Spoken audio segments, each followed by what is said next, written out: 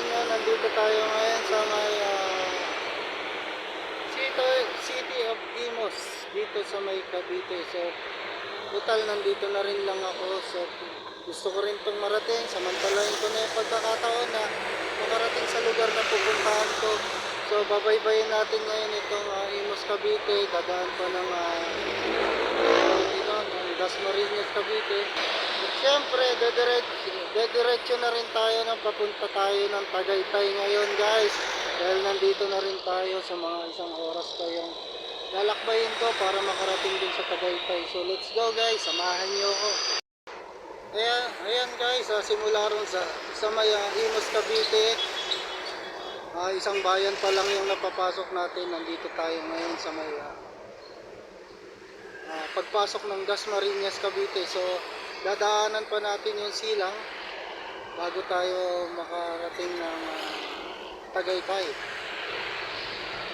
So ngayon guys, tuloy-tuloy lang natin hanggang makarating tayo doon. Let's go, samahan nyo ako guys.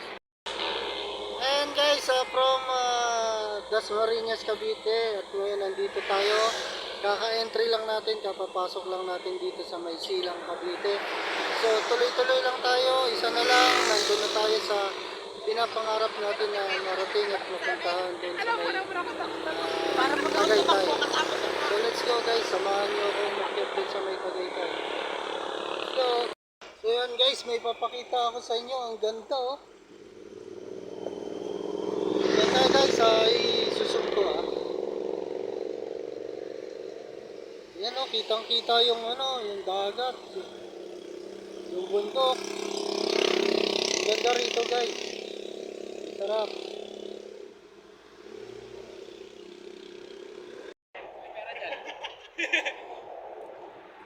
May pera dyan?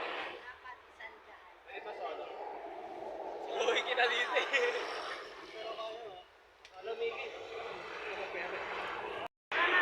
Ayan guys, sa wakas, nakita ko na, ang saya-saya ko.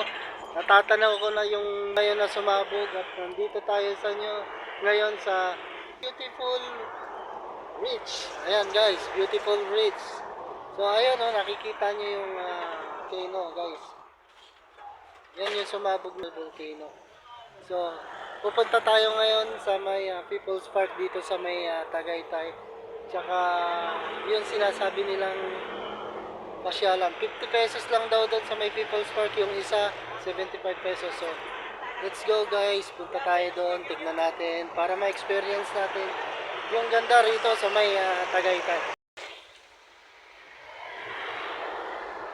So yan guys, tignan nyo ang ganda ng sumabog na Taal Volcano. So yan, papakita ko sa inyo yung baba. Ang ganda guys. Kung nandito kayo, talagang yung pagod nyo mawawala sa ganda ng view. Tapos ayun, meron pang tao sa baba. Tao guys. So nakaka-relax talagang ang pagmumotor, nakakatanggal ng pagod. Lalo na kung makikita mo yung mga magagandang view.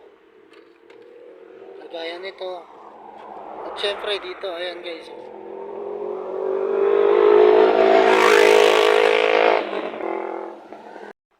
Guys, gusto kong pakita sa inyo yung ganda. Talagang ito, namangha ako sa ganda ng tanawin dito. Tsaka yung bundok. Ayan guys, napakalalim. Bundok yan. Tapos, gubat pa. Gubat yung ilalim niya. Tapos, nandito tayo ngayon. Ito, meron ditong, pwede kang tumungtong dito. Pwede kang magpahinga rito sa may lugar na to. Makikita mo dito yung ganda ng bundok, yung mga makukulay na puno. At yun, volcano na sumabog. So napakasarap sa feelings, pakiramdam na makita mo at marating mo yung gantong lugar na hindi mo napupuntahan pero ngayon napuntahan mo na. So yan guys, gusto ko ipakita sa inyo.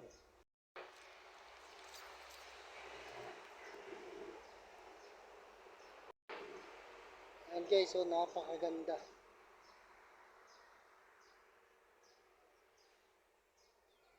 Yan.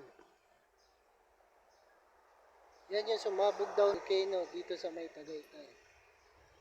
So let's go guys, mamasyal pa tayo sa iba. Samahan niyo ako na mapuntahan pa yung ibang lugar dito sa ibang pasyalan dito sa may Tagaytay.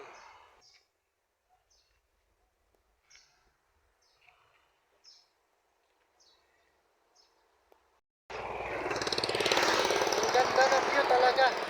Ang sarap sa pakiramdam. So babalik ako rito uli. Pag may pagkakataon, babalik ako.